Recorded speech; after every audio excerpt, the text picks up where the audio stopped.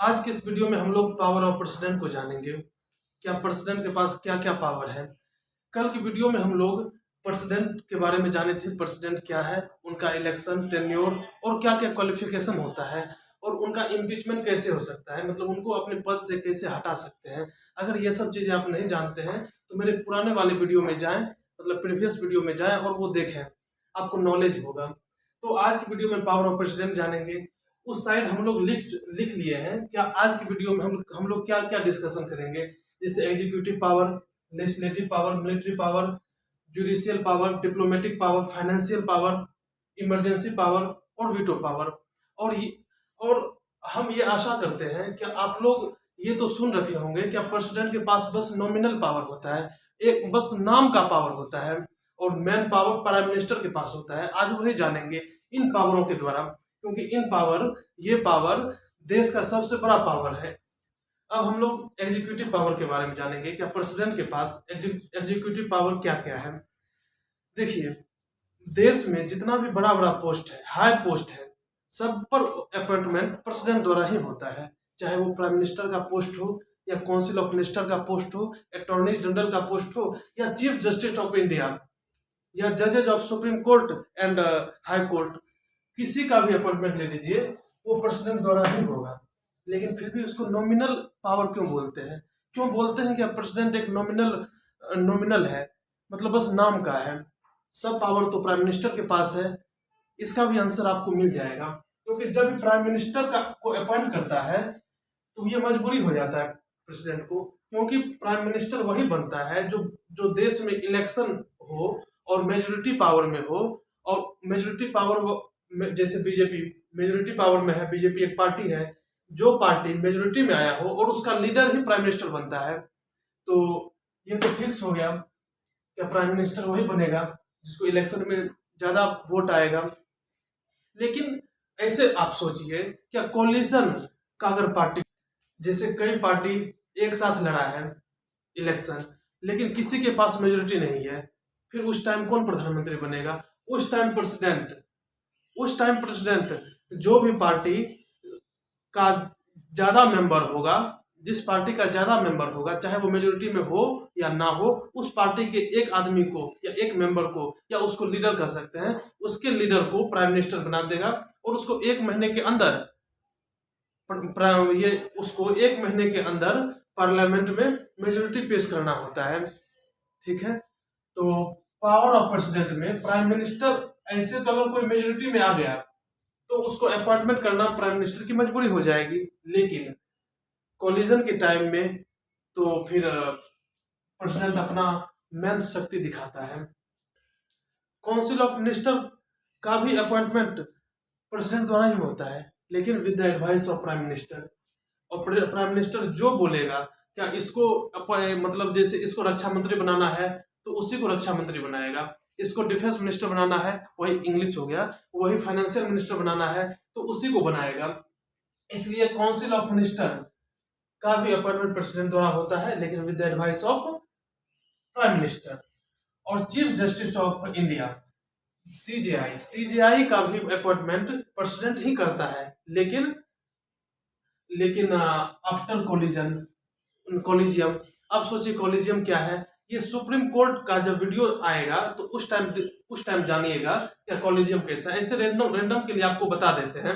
Collegium 5 जजों का एक संगठन है, जिसमें एक चीफ जस्टिस ऑफ इंडिया रहता है, 1 सीजेआई, बाकी 4 जज एक संगठन बना लेता है। मतलब वो क्यों बनाया जाता है कोलिजन? जैसे हाई कोर्ट एवं सुप्रीम कोर्ट के जज का अपॉइंटमेंट प्रेसिडेंट द्वारा होता है, लेकिन अब प्रेसिडेंट अगर अपॉइंटमेंट कर देगा तो जुडिशियल पावर भी एग्जीक्यूटिव पावर के पास चला जाएगा। इसलिए 5 जज मिलकर कॉलेजियम बनाता है, और वो कॉलेजियम जिसको जज डिसाइड कर देता है, प्रेसिडेंट को उसी को अपॉइंट करना पड़ता है। समझे आप? मतलब वो कॉलेजियम जिस व्यक्ति को सुप्रीम कोर्ट या हाई कोर्ट का जज अपॉइंट कर देता है, मतलब एडवाइस दे देता है प्रेसिडेंट को कि आप इस व्यक्ति को जज बना दीजिए, तो प्रेसिडेंट की मजबूरी हो जाती है कि उसी व्यक्ति को जज बनाएगा। इसलिए प्रेसिडेंट यहाँ भी बंद गया, प्राइम मिनिस्टर के केस में बंद गया, जिसको मेजोरिटी होगा तो उसको प्राइम मिनिस्टर बनाया जाएगा। लेकिन एक कंडीशन और है, जब जब किसी का मेजोरिटी ना हो उस टाइम प्रेसिडेंट का पावर चलेगा। और काउंसिल ऑफ मिनिस्टर का भी जो संगठन है, मतलब काउंसिल ऑफ मिनिस्टर का भी अपॉइंटमेंट है प्राइम मिनिस्टर के एडवाइस से होता है। चीफ जस्टिस का भी यही हाल है, कोलिजियम के द्वारा होता है। अब अटॉर्नी जनरल का भी अपॉइंटमेंट प्रेसिडेंट द्वारा होता है, लेकिन with consulting of council of minister. जो council of minister and prime minister जिसको बोल देगा कि इस व्यक्ति को आप अटॉर्नी जनरल बना दीजिए, तो उसी व्यक्ति को प्रेसिडेंट उसको अटॉर्नी ऑफ जनरल बनाएगा। अब सोचिए अटॉर्नी ऑफ जनरल क्या है, अटॉर्नी जनरल क्या है। अटॉर्नी जनरल एक समझिए एक जज है, सॉरी जज नहीं, एक लॉयर है, एडवोकेट है। किसका? तो गवर्नमेंट का। जैसे गवर्नमेंट भी तो केस लड़ती है, गवर्नमेंट जब केस लड़ती है तो गवर्नमेंट की तरफ से कौन लड़ेगा? वही attorney of general, attorney general लड़ेगा। ठीक है, ये शॉर्ट में बताए, अगला वीडियो इसी पर आएगा। गवर्नर, जो हर एक राज्य में जो गवर्नर होता है, जिसको राष्ट्रपति के तौर पर मान सकते हैं आप, जैसे केंद्र में राष्ट्रपति होता है उसी तरह राज्य में गवर्नर होता है, उसका अपॉइंटमेंट भी प्रेसिडेंट ही करता है, लेकिन with consulting of council of minister and prime minister. अब जैसे यूपीएससी का chairman, election commissioner, finance commissioner, ये सब का अपॉइंटमेंट प्रेसिडेंट द्वारा होता है। हाँ, और जैसे यूनियन टेरिटरी है, यूटी जिसको कहते हैं, वहां तो राष्ट्रपति शासन होता है। हाँ, ही डायरेक्टली एडमिनिस्टर्ड ऑन यूटी पर डायरेक्ट राष्ट्रपति का शासन होता है, ये एक पावर हो गया। और वहां पर जितना भी एडमिनिस्टर होगा, जितना भी प्रशासक होगा या जितना भी ऑफिसर होगा, उसको अपॉइंटमेंट प्रेसिडेंट करता है। ठीक है, और जैसे किसी भी एरिया को प्रेसिडेंट SC ST मतलब शेड्यूल ट्राइब दे सकता है, मतलब किसी भी एरिया को प्रेसिडेंट शेड्यूल ट्राइब घोषित कर सकता है। जैसे हमारे देश में शेड्यूल ट्राइब के लिए कुछ प्रिविलेजेस दिया गया है उसके उत्थान के लिए, और ये उत्थान मतलब ये प्रिविलेजेज देने के बाद भी उस SC ST का डेवलपमेंट हो रहा है या नहीं, इसका इन्वेस्टिगेशन करने के लिए एक कमीशन बीच बीच में बनाया जाता है, और वो कमीशन को अपॉइंट प्रेसिडेंट ही करता है। जैसे ये लास्ट पॉइंट पे लिखा हुआ है, he can appoints a commission to investigate the condition of SC ST या एनी बैकवर्ड कम्युनिटी।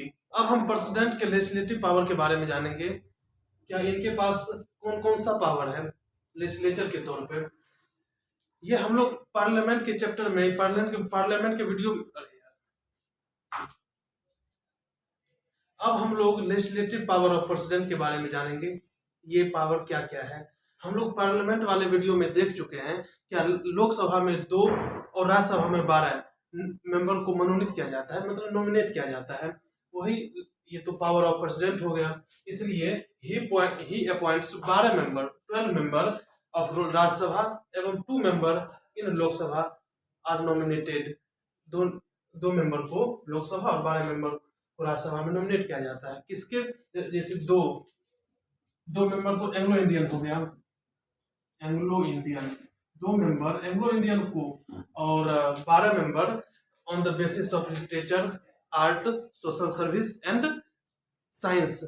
ये 4 के बेस पर ये 12 मेंबर को नॉमिनेट किया जाता है। तो ये तो पावर ऑफ प्रेसिडेंट हो गया एक। और दूसरा, ही someone and prorogue of house, मतलब समन मतलब बुलाना, मतलब ये पार्लियामेंट में जितना भी मेंबर है तो उसको बुलाने का काम, जो फर्स्ट टाइम बुलाता है ना वो प्रेसिडेंट बुलाता है, उसको सम्मन कहते हैं। और लास्ट टाइम जब डिजॉल्व करता है, मतलब भंग करता है पार्लियामेंट को या सभा को भंग करता है, तो उसको प्रोरोग कहते हैं।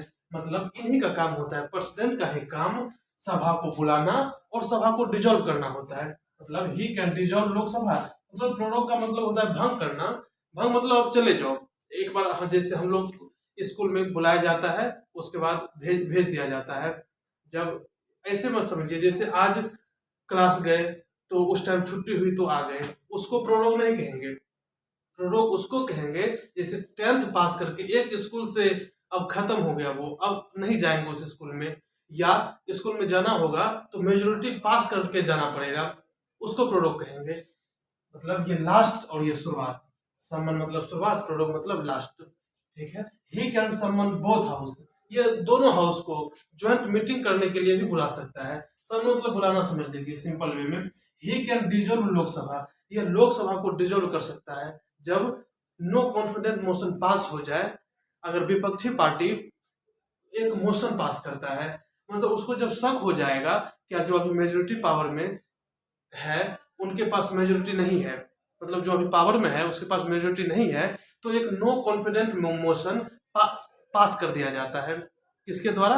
तो विपक्षी पार्टी के द्वारा। तो अगर वो पास हो गया तो फिर मेजोरिटी अगर साबित नहीं हो पाया तो फिर सरकार गिर जाएगी। वही कहता है ही कैन डिजॉल्व लोकसभा। और लास्ट सिग्नेचर किसका चाहिए? प्रेसिडेंट के लिए चाहिए। लास्ट सिग्नेचर प्रेसिडेंट का चाहिए, इसीलिए ही कैन डिजॉल्व लोकसभा, या लोकसभा को डिजॉल्व करने की भी शक्ति रखता है। He appoints chairman and speaker, Lok Sabha में स्पीकर होता है और राज्यसभा में चेयरमैन होता है, जो ऑर्डर करता है जब जब बहुत ज्यादा गैदरिंग होने लगता है, हल्ला गुल्ला होने लगता है, जो सबको शांत कराता है। और वो लोकसभा में उसको स्पीकर बोलेंगे और राज्यसभा में उसको चेयरमैन बोलेंगे।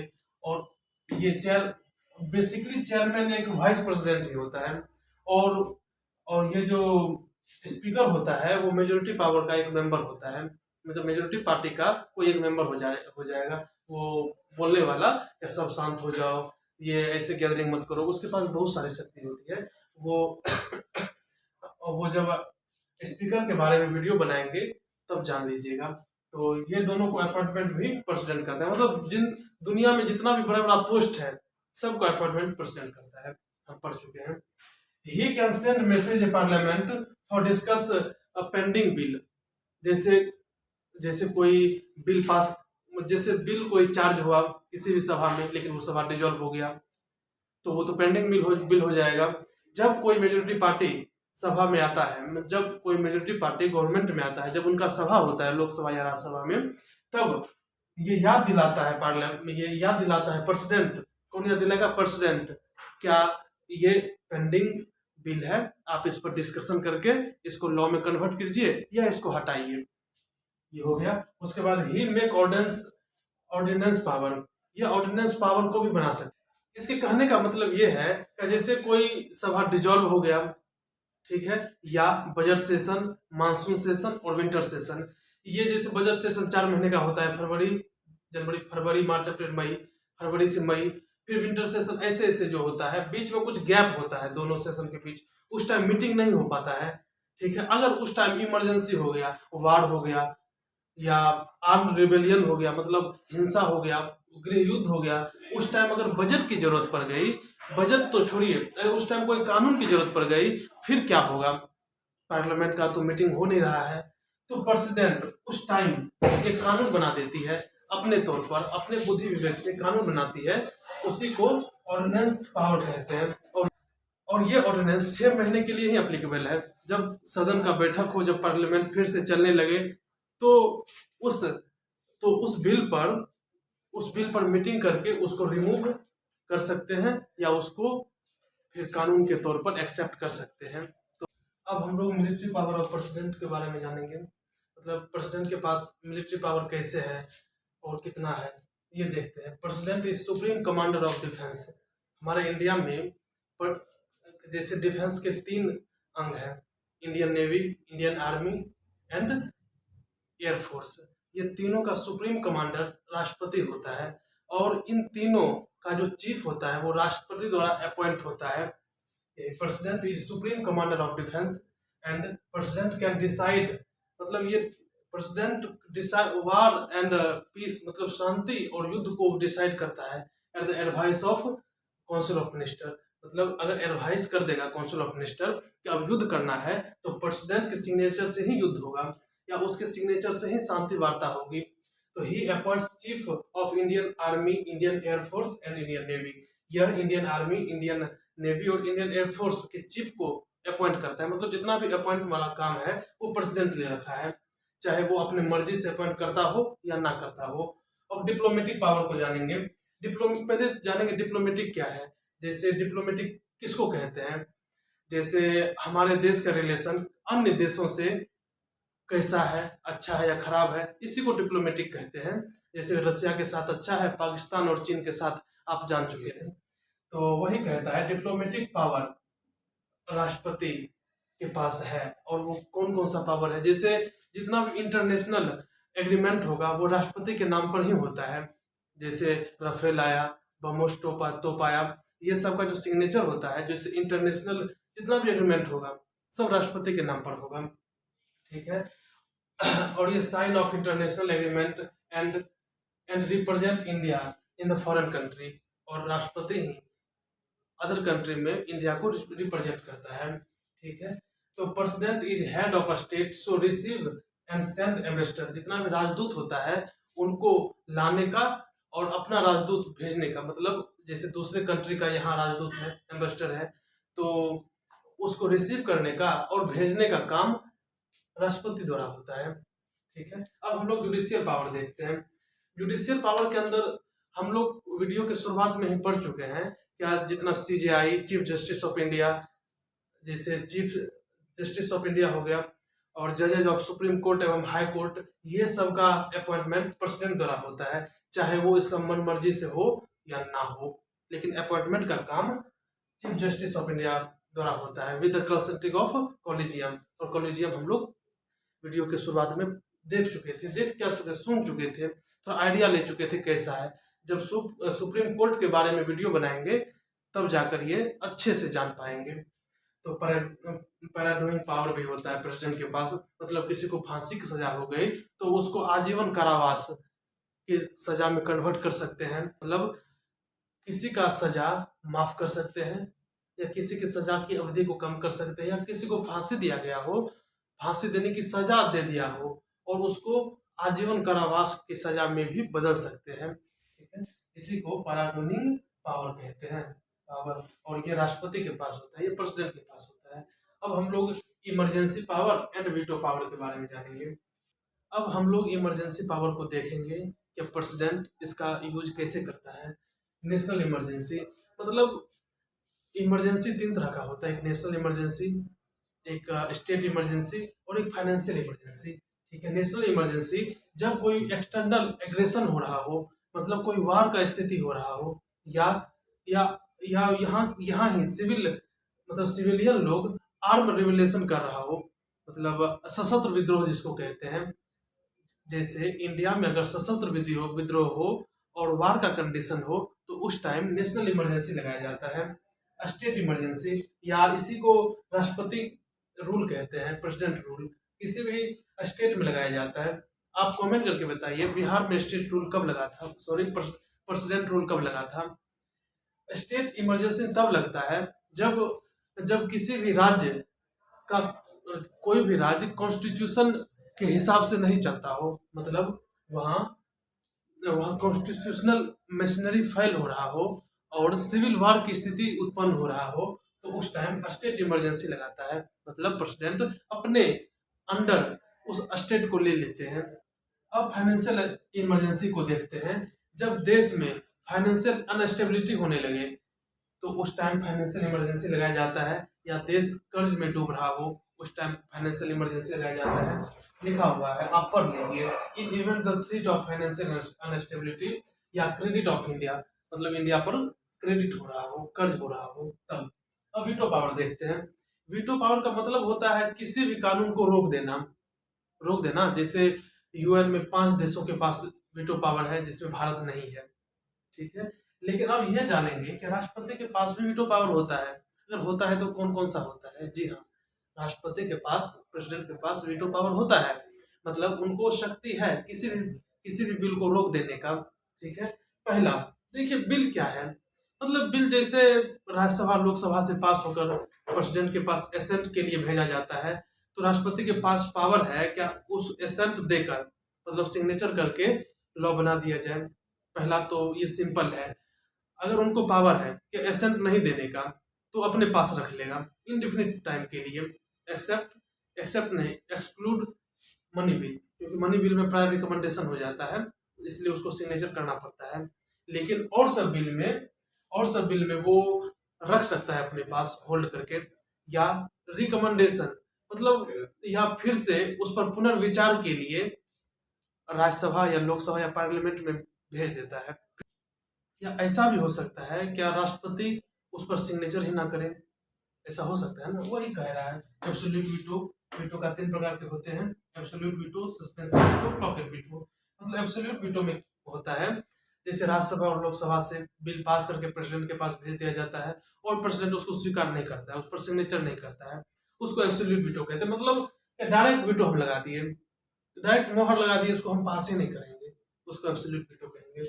सस्पेंसिव वीटो, हम तो पास अभी नहीं कर रहे हैं लेकिन इसमें कुछ खराबी है, इसमें ऐसा भी कानून है जो जनता के लिए ठीक नहीं है या कॉन्स्टिट्यूशन के विरोध में है, तो उस बिल को फिर से पुनर्विचार के लिए, रिकमेंडेशन के लिए फिर राज्यसभा लोकसभा जिसको सम्मिलित रूप से पार्लियामेंट में भेज देंगे, उसको अमेंड करने के लिए या जो भी करने के लिए, उसको सस्पेंसिव वीटो कहते हैं। मतलब फिर से राज्यसभा या लोकसभा में बिल को भेजना सस्पेंसिव वीटो के अंदर आता है। और पॉकेट वीटो, ना तो भेजेंगे ना तो सिग्नेचर करेंगे, अपने पॉकेट में रख लेंगे। पॉकेट में रखने का मतलब है कि उसको ना तो एसेंट देंगे ना तो फिर से रिकमेंडेशन के लिए पार्लियामेंट को भेजेंगे, तो उस टाइम और वो इनफाइनाइट टाइम के लिए ही रहेगा, तो हमको देना ही नहीं है, उसको हम पॉकेट वीटो कहेंगे। और ये वीटो यूएस के प्रेसिडेंट के पास ये अधिकार नहीं है, क्योंकि यूएस में 10 दिन के अंदर अगर अगर बिल राज्यसभा और लोकसभा से पास होकर प्रेसिडेंट के पास चला गया तो प्रेसिडेंट उसको 10 दिन के अंदर एसेंट देना है या नहीं देना है, 2 तरह की बात हो जाती है। ऐसे इनफाइनाइट टाइम के लिए अपने पास नहीं रख सकता है यूएस के प्रेसिडेंट, लेकिन हमारे प्रेसिडेंट रख सकता है। अब हम लोग फाइनेंशियल पावर को देखते हैं। फाइनेंशियल पावर मतलब फाइनेंस के दृष्टिकोण से राष्ट्रपति के पास कौन कौन सी शक्ति है, इसको जानेंगे। देखिए, कुछ ऐसा बिल होता है जैसे मनी बिल, जिसको प्रायर रिकमेंडेशन देना पड़ता है प्रेसिडेंट को, मतलब प्रेसिडेंट का सिग्नेचर पहले ले लेता है, ठीक है। तो उस बिल को प्रेसिडेंट अपने पास नहीं रख सकता है, ना तो भेज सकता है वापस पुनर्विचार के लिए। वही बोल रहा है money bill is introduced in Lok Sabha only the prior of recommendation of president. ठीक, जैसे फाइनेंस मिनिस्टर हर एक फाइनेंशियल ईयर बजट पेश करता है और वो बजट का स्टेटमेंट प्रेसिडेंट पहले लिख देता है। देखिए, president cause union budget to be laid before parliament in beginning of financial year. अब देखिए, contingency fund in under the president, मतलब प्रेसिडेंट के पास कंटिजेंसी फंड होता है। अब सोचिए कंटिजेंसी फंड क्या है। जैसे लोकसभा डिजॉल्व हो गया, राज्यसभा डिजॉल्व तो नहीं होता है, लेकिन ऐसे समझिए लोकसभा डिजॉल्व हो गया और राज्यसभा का भी मीटिंग नहीं हो रहा हो। जैसे देखिए, बजट सेशन, मानसून सेशन और विंटर सेशन के बीच कुछ कुछ गैप होता है। अगर उस टाइम युद्ध या रिबेलियन हो रहा है, सशस्त्र विद्रोह हो रहा है, तो उस टाइम अगर खर्च करने की जरूरत हो गई सरकार को या देश को, तो उस टाइम क्या होगा? तो उस टाइम भी तो कोई फंड होना चाहिए ना सरकार के द्वारा, तो उस पर खर्च किया जा सके। लेकिन उस टाइम तो पार्लियामेंट काम कर नहीं रहा है, सभा का मीटिंग हो ही नहीं रहा है, तो क्या करे उस टाइम? तो उस टाइम राष्ट्रपति के पास एक शक्ति दी गई है, क्या क्या एक कंटिजेंसी फंड को बनाया गया है। इसी के लिए इसको इमरजेंसी फंड भी कहते हैं, इमरजेंसी फंड। इस फंड से प्रेसिडेंट रुपया निकालकर, पैसा निकालकर उस चीज के लिए खर्च कर सकती है, ठीक है। यही है, contingency fund is under the president, यह प्रेसिडेंट के अंडर होता है, इसको खर्च कर सके। और बाद में जब सभा होगी, जब सभा का मीटिंग होगा, उस टाइम बता दिया जाएगा इस चीज में खर्च हुआ है और उसका जांच पड़ताल होगा। यही है, आज हम लोग पावर ऑफ प्रेसिडेंट को अच्छी तरह से जान चुके हैं।